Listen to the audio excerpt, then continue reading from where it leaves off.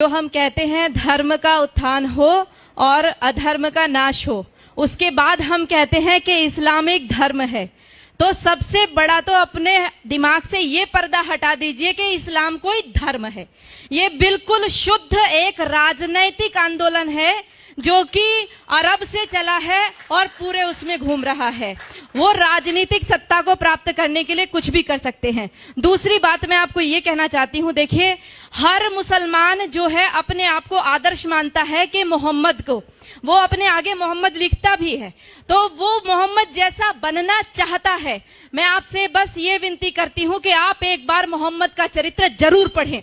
जैसे हम रामायण को पढ़ाने के लिए कहते हैं ना, वैसे आप सबसे विनती है कुरान को पढ़िए और मोहम्मद के चरित्र को पढ़िए। ये पढ़ना बहुत जरूरी हो गया है। राम को पढ़िए और उसको पढ़िए। लोगों को प्रेरणा कीजिए कि कुरान जरूर पढ़ें।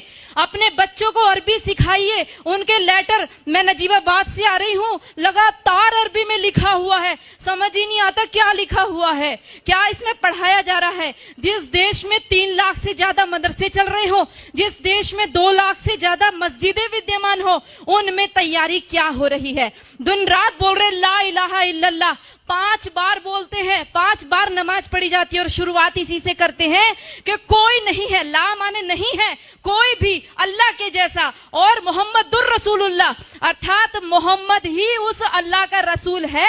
इन 2 के अलावा और किसी को हम पूजेंगे नहीं, मानेंगे नहीं। अब ये बता दो, जिस व्यक्ति को 5 बार लगातार यही बताया जा रहा हो, दिन में 5 बार जब बताया जाता हो, तो उसकी मेंटलिटी क्या बनेगी। वो सीधे आपके ऊपर तलवार लेकर के खड़ा होगा। और ये केवल, ये तो अजान है, नमाज अलग होती है, ये अजान है। आओ आओ, अपनी नींद को छोड़ करके आओ, बैठो यहाँ। उसके बाद एक मौलवी बोलता है, एक मौलवी के इशारे पर सब झुकते हैं, खड़े होते हैं। उसके बाद वो वहां पर आयतों का पाठ होता है, और आयतें हम क्या समझते हैं, जैसे हम मंदिर में घंटा बजाए आते हैं, वैसे उनकी नमाजें चल रही हैं। बिल्कुल गलत सोच है। वो नमाज इसीलिए पढ़ रहा है कि हमारा विनाश करना है। अगर हमारा विनाश करने के लिए कोई व्यक्ति दिन में 5 बार तैयारी करता हो और हर पड़ोसी तैयारी कर रहा हो 5 बार, और हमारी नींद ना खुले, तो याद रखो कि हमने अपना रिमोट कंट्रोल उनके हाथों में दे दिया है। उनको प्रॉब्लम हमारी गाय से नहीं है, उनको प्रॉब्लम हमारी माताओं बहनों से भी नहीं है, उनको प्रॉब्लम है केवल हमारे अस्तित्व से।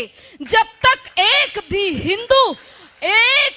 हिंदू बचा हुआ है, तब तक उनको प्रॉब्लम है। उनको तब तक लगातार जिहाद करने के लिए कहा गया है, और लगातार हमारी माताओं बहनों के साथ अत्याचार दुराचार करने के लिए कहा गया है। कोई पढ़ करके तो देखे उनके, वो रोजा किस लिए रखते हैं, कोई पढ़े रोजा किस लिए रखा जाता है। रोजा कोई नवरात्रों जैसा व्रत नहीं है, कोई नवरात्रों जैसा व्रत नहीं। आज हम रोजे को नवरात्रे के साथ जोड़ रहे हैं। हम नवरात्रों में अपनी माँ दुर्गा की कल्पना करते हैं, उसको जीवन में उतारने की कोशिश करते हैं। जितनी मोहम्मद ने लड़ाई लड़ी थी, सारी रोजे के टाइम में लड़ी थी, और सारी की सारी तैयारी करने के रोजा इसलिए रखा जाता है कि आप लड़ाई लड़ोगे, जंग लड़ोगे तो भूखा रहना पड़ेगा। अब उस भूख प्यास को आप कैसे सहन करोगे। आप रोजे का असली शब्द ढूंढ करके लाइए। उनके अरबी कोश में सोम शब्द है, जिसका अर्थ है घोड़ों को भी हफाना, अर्थात घोड़े भी तैयार करना और खुद अपने शरीर को मजबूत करना। अगर उस रोजे की इफ्तार पार्टी में सारे के सारे हिंदू जाकर के बैठते हैं, आश्चर्य होता है जब लखनऊ के मंदिर के मठाधीश भी जाकर के रोजे की इफ्तार पार्टी मंदिर के अंदर कराते हैं, और हम सब लोग केवल फेसबुक पे 1-2 गुस्सा निकाल करके रह जाते हैं। मैं आप सबसे विनती करना चाहती हूँ, याद रखो इनके 5 स्तंभ, जिसमें कहा तौहीद, एक ही ईश्वर है, एक अल्लाह है, उसके अलावा हम किसी को मानते ही नहीं है। हम कहते सर्वधर्म संभाव। अरे लानत है हमारे ऊपर। 1400 साल से जिन लोगों ने केवल कत्लेआम मचाया हो, आज भी हम उनको धार्मिक कह रहे हैं। वो अल्लाह के अलावा और किसी को स्वीकार नहीं करेंगे। वो हर स्तर पर करेंगे। वो दाढ़ी रख करके भी करेंगे, वो पैंट शर्ट पहन के करेंगे, वो अरबी बोल करके करेंगे, वो हिंदी बोलेंगे, वो इंग्लिश बोलेंगे। लक्ष्य केवल एक उनका स्पष्ट है, वो है जब तक एक भी काफिर जिंदा है अल्लाह का काम रुकेगा नहीं। और जो लोग कहते हैं, जिन्होंने बोला रघुपति राघव राजा राम पतित पावन सीताराम, और अगली पंक्ति जोड़ दी ईश्वर अल्लाह तेरो नाम, लानत है हमारे ऊपर। हमने कभी पढ़ करके नहीं देखा अल्लाह कहते किसको है। हमने ईश्वर के बराबर अल्लाह को रख दिया। अरे हमारा ईश्वर दयालु है, कृपा करता है, परंतु अल्लाह का आदेश है। कहां पढ़ोगे?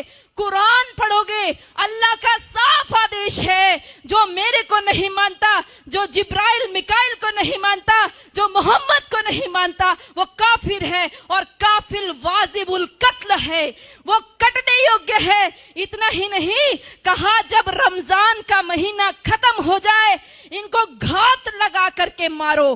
पढ़ो सूरा तौबा, पढ़ो सूरा अल बकरा, सारी की सारी कुरान की सारी ये आयतें पढ़ करके देखो, आपको साफ स्पष्ट पता चल जाएगा। हम सोचते हैं कि उनकी हज यात्रा, हम सोचते हैं उनकी हज यात्रा हमारी अमरनाथ यात्रा जैसी है। अरे पढ़ो भाइयों, यदि उनकी हज यात्रा हमारी अमरनाथ जैसी होती तो वहां पर सब लोग जा सकते थे, केवल मुसलमान ही क्यों जाते हैं? आज उनके ऊपर वो वहां से हमारे भाई पैसा भेजते हैं और वहां से वो अपनी सभ्यता को भेजते हैं। उनको कोई एम्बेसी में राजदूत भेजने की आवश्यकता नहीं है कि भारत में आप हमारे अरबी कल्चर का प्रचार कीजिए।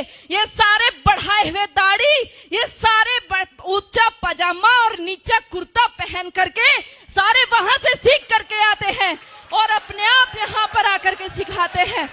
याद रखो, मिटेगा ये धर्म और आबरू भी जाएगी, तुम्हारे नाम से दुनिया को शर्म आएगी।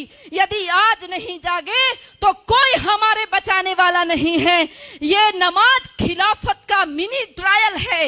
ये नमाज इसलिए कहता है कि एक खलीफा बैठाएंगे और उसका राज चलेगा। ये पहले भी हमारा देश आजादी के लिए जूझ रहा था और सारा मुस्लिम जगत खलीफा के लिए जूझ रहा था। इतिहास पढ़ करके देखो, मालाबार में जो युद्ध हुआ, हमारे लोग जो मारे गए, वहां की महिलाओं के साथ, क्योंकि खिलाफत आंदोलन फेल हो गया। टर्की में खलीफा था, उसकी खलीफाई चली गई, खलीफा छोड़ करके इंग्लैंड भाग गया। वहां से इनको गुस्सा आया, आक्रोश हमारे हिंदू माताओं बहनों के ऊपर निकाला। वो जो लेडी रीडिंग को पत्र लिखा था हमारी हिंदू महिलाओं ने, कभी पढ़कर देखो, उन्होंने लिखा हमारी कितनी दुर्दशा हुई है। हमारे सामने हमारे बच्चों को, दूध मुहे बच्चों को भाले की नोक पर उछाल करके ऊपर टांग दिया गया। हमारी बेटियों माताओं के साथ में बलात्कार हुए। एक एक माता का बलात्कार करने के लिए 10-10 जिहादी थे और वो 10-10 जिहादी के बीच में फंसी हुई महिला ये सोच रही थी किसके लिए दुख मनाऊं, अपने बेटे के लिए या मेरे शरीर के लिए, किसके लिए रोएंगे। दर्द को भी दर्द आएगा, वो ऐसी भयंकर स्थिति है। और ये केवल एक आकस्मिक घटनाएं नहीं है, ये सब ऊपर से सिखाया हुआ है। भाइयों, आप सब लोग जो फेसबुक पे इसको रिकॉर्ड कर रहे हैं या अपने मोबाइल में रिकॉर्ड कर रहे हैं, ये मोबाइल में रिकॉर्ड करने की चीज नहीं है, दिल में रिकॉर्ड कीजिए। इसको अपनी बहनों को, माताओं, बेटियों, बच्चों को बताइए। नीति कृष्ण कहता है, नीति का अवलंब ले पहचान शत्रु प्रहार को। कृष्ण का आदेश सुन गुंजा दे गांडीव की टंकार को। ऐ पार्थ चादर तान कर सोता रहेगा कब तलक, तू उठ जरा निज शौर्य का परिचय करा संसार को। तो उठ जरा निज शौर्य का परिचय करा। धन्यवाद।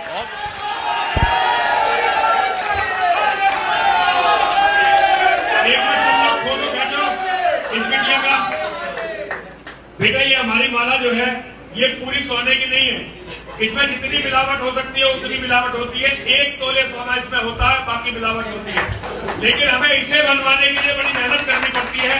और यतीमा चेतनानंद सरस्वती जो तुम्हें अपने हाथ से इसे दे रही है ना, तुम जैसी बेटी जिस माँ ने पैदा की है ये उसका सौभाग्य है। पिता ने तुम्हें जन्म दिया है ये उसका सौभाग्य है। तुम्हारे जैसी बेटी होना ये किसी भी व्यक्ति के लिए इससे बड़ा सौभाग्य नहीं हो सकता। मैं तुम्हें नमन करता